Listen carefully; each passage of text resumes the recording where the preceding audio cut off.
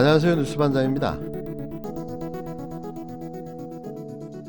더불어민주당 의원들이 모두 참여한 초대형 선거대책위원회가 꾸려졌지만 정작 구성되고도 제대로 선대위가 작동하고 있는지 의문이라는 질타가 지지층 사이에서 연일 쏟아지고 있습니다. 현 상황만 보면 민주당 지지층이 현역 의원들보다 훨씬 더 간절하고 절박한 모습인데요. 다수의 현역 의원들은 선거운동은 고사하고 지지층의 사기를 높여주는 어떠한 행위도 하지 않고 있습니다.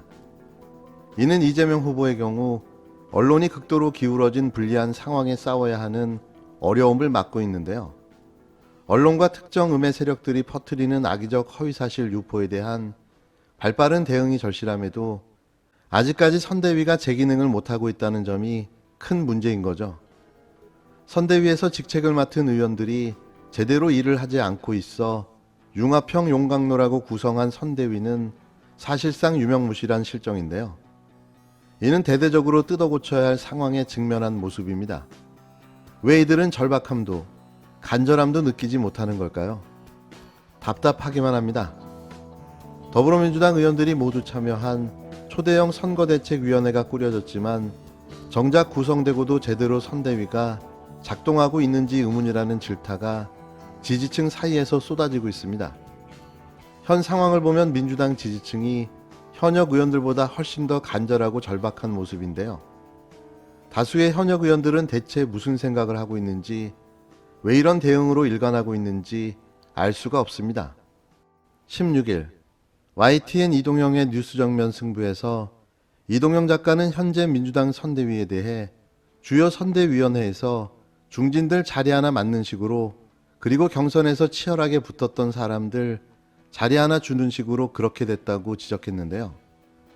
즉 원팀을 구성한다는 이유로 이낙연 정세균 캠프에 몸담았던 중진 의원들에게 선대위의 요직을 맡게 했는데 정작 이들이 맡은 일을 하지 않고 있다는 겁니다. 이동영 작가는 특히 선대위 공보단장을 맡은 박강원 의원의 행태를 지적했는데요.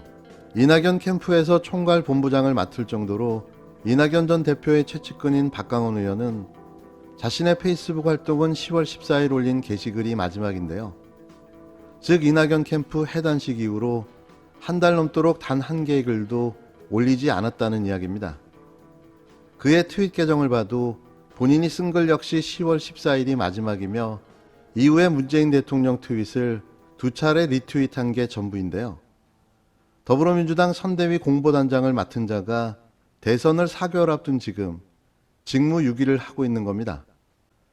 아무리 자신이 지지하던 이낙연 후보가 탈락했다고 해도 대놓고 이런다는 게 말이 되는지 묻고 싶은데요. 이게 그가 말하는 원팀입니까? 박광원 의원은 이낙연 캠프에서 활동할 때는 경선 기간 내내 SNS에 이낙연 전 대표 홍보 게시물을 줄곧 올려왔습니다. 그러나 경선이 끝난 뒤에는 아예 활동하지 않고 있는 건데요. 특히 공보단장은 언론 대응 담당이기 때문에 캠프에서 매우 중요한 자리입니다. 이재명 후보를 겨냥한 온갖 악의적 보도들이 쏟아지고 있는 상황에서 공보단장이라면 즉각 항의하고 대처하는데 앞장설 의무가 있는데요. 그러나 그 공보단장의 SNS를 보면 현재 아무것도 하지 않는 것으로 보입니다. 이는 사실상 태업이며 직무유기로 해석되는 거죠.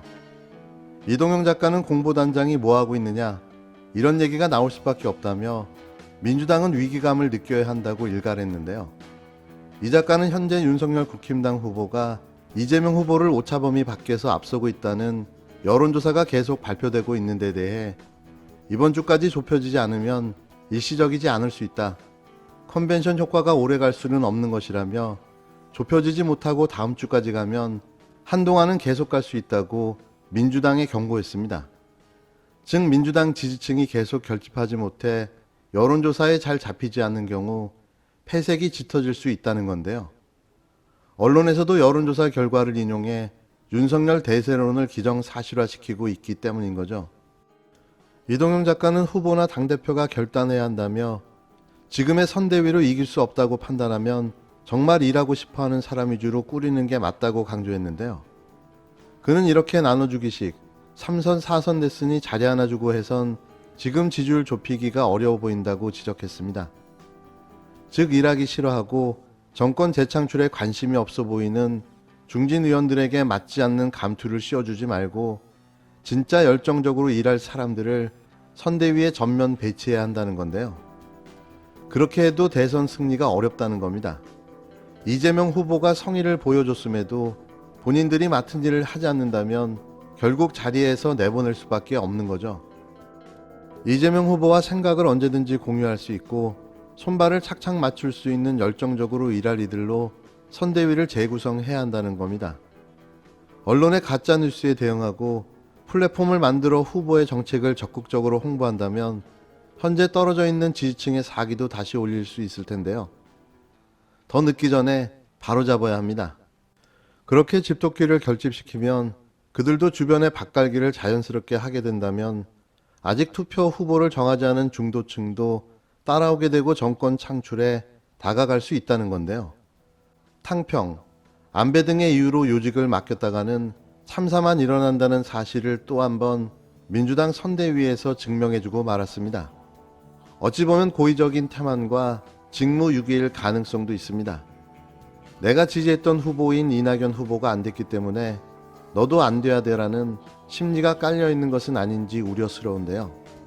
이는 17일 같은 장소에서 이재명 후보와 함께 행사에 참석했던 오용환 의원이 이재명 후보반 사진에서 잘라내 자신의 모습만 인스타그램에 올리는 만행을 저질렀는데요. 이 대선 국면의 자당의 후보를 이런 식으로 무시하고 기만하는 행위를 아무렇지도 않게 벌이고 있는 겁니다. 너무나도 한심하게도 말이죠. 이런다고 이낙연 전 대표가 다시 돌아오지 않습니다. 제대로 일하지 않을 거면 모두 다 선대위에서 나가는 게 맞습니다. 경선 끝나고 원팀을 만드는 건 이제 그 경선 과정에 후보들이 많은 갈등이 있었잖아요. 그렇죠. 그때도 한 팀을 합칠 수가 있을까 이런 것들 지지자들 걱정을 많이 했는데 한 팀 합치는 것이 굉장히 중요한 과제였죠. 그래서 선대위를 구성하면서 한 팀을 하고 좀 마음이 섭섭했던 의원들이 다 참여하게 하고 거기까지는 됐어요. 예. 이제 그거를 이제 중심으로 하다 보니까 너무 무거워졌어요. 우리 국회의원들이 많지 않습니까? 모두 다 배치했죠. 네. 그래서 선수대로 해서 이렇게 다 전체를 배치해서 원팀을 하다 보니까 원팀이 된 강점은 있죠. 네. 지금 국민의힘은 원팀이 안 되잖아요, 지금. 그 공격을 좀 이따 하시고요. 네, 하여튼 뭐 그런 점에서 원팀 만드는 데는 우리는 성공을 했는데 그렇게 하다 보니까 너무 무거워지고 또 그 판단하고 결정해야 되는데 너무 여러분들이 같이 참여하고 있기 때문에 신속하지가 못하고 그렇죠. 지금 그렇습니다. 일각에서는 이제 경험이 많은 이해찬 전 대표가 네. 자리와 상관없이 물론 지금 당연직처럼 거의 상임 고무로 이제 전 대표들은 다 있습니다만은 좀 더 주도적 역할을 해야 되느냐 아니냐 하는 목소리도 있잖아요. 네, 이제 뭐 이번 선거를 치러 가는데 여러 차례 위기도 있을 테고 또 진전되는 상태도 있을 텐데 그런 상황을 잘 끌고 나가서 선거에 승리하는 게 목표 아니겠습니까? 지금 이제 정권 교체 여론도 매우 높고 그래서 어려움에 봉착해 있기 때문에 필요한 사람들은 필요한 시기에 필요한 방식으로 선대위에 좀 더 큰 역할을 하게 될 거다 이렇게 생각하고요. 최근 대선 후보 여론조사 결과를 종합하면 더불어민주당 이재명 후보가 국힘당 윤석열 후보에게 갈수록 크게 뒤지고 있는 것으로 나타나고 있습니다. 어떻게 본부장 윤석열의 지지율이 계속 오를 수 있을까요? 15, 16일 이틀간 공표된 세 곳의 여론조사를 종합하면 이 후보가 윤 후보에게 11.3%에서 17.9%포인트에 이르는 격차로 끌려다니는 낮은 지지율을 보여주고 있는데요. 하지만 여론의 객관적 관심도를 중심으로 한 구글의 빅데이터 분석에서는 이와는 전혀 다른 트렌드를 보여주고 있습니다. 지난 10일에서 16일, 최근 일주일을 특정해 후보 관심도를 분석한 결과 이 후보는 윤 후보에 비해 2배가 넘는 높은 관심도를 유지했는데요. 윤 후보에게 끌려다니는 여론조사와는 전혀 다른 트렌드였습니다. 특히 윤 후보는 국힘당 대선 후보로 선출된 지난 5일 이후 곤두박질을 넘어 속절없이 내리막길을 걷고 있는 반면 이 후보는 안정적이고 견고한 지지율을 이끌어가는 추세로 나타났는데요. 각기 제 입맛에 맞춰 질문 내용과 조사 문항을 만들다 보니 지지율이 들쭉날쭉하고 중도층 표집이 거의 불가능하다는 한계가 명확한 여론조사와 달리 빅데이터 분석 결과는 전혀 다른 양상을 보여주고 있음을 알 수 있었습니다. 관심 있는 인물에 대한 검색량에 따라 여론의 실질적인 관심도 추세가 표출되는 데다 응답률이 낮은 여론조사에 비해 보다 정확하고 질문자의 주관이 배제되는 빅데이터 분석을 객관성이 높은 조사 가치로 평가해야 한다는 전문가들의 지적인데요. 반대로 여론조사 기관의 조사 결과를 보면 응답률 8%, 5.4%, 7.5%에 국제 기준보다 모두 저조했습니다. 예외 없이 특정층이 과다 표집되거나 중도층 참여가 저조한 조사라는 점에서 참고용으로는 몰라도 정색하고 신뢰하기에는 한계가 있어 보이는데요. 사실 미국의 경우 응답률 8% 이하의 여론조사에 대해서는 언론이 공표 자체를 못하도록 제한하고 있습니다. 현재 개나 소나 듣보잡 여론조사 기관들이 쏟아져 나와 특정 후보를 밀어주는 말도 안 되는 이상한 조사 결과를 발표하고 있는데요.